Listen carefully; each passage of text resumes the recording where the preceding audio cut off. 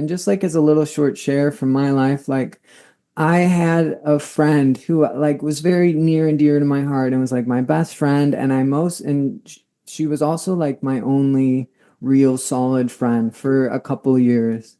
And we ended up like not seeing each other for a little bit. This was also the time when I was like meditating and fasting, and she ended up saying she needed space and then essentially ghosted me, and I never heard from her again, which was like really hard to deal with on a lot of levels. But but from that happening, when I asked myself what was the message from going through that experience, is I shouldn't just pour all my love into one person, and we're meant to have community.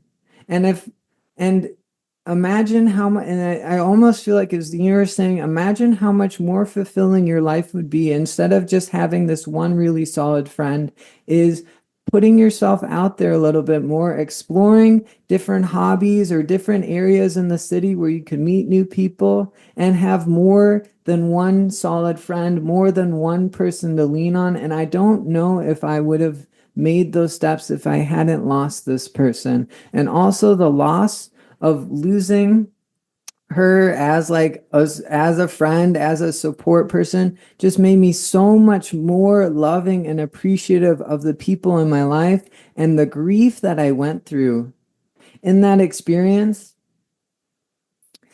made me go, obviously I don't like, I told her like many times that I loved her and cared about her, but obviously if she was willing to throw this friendship away this easily, I probably didn't tell it to her enough how much I cared, valued her, enjoyed spending time with her.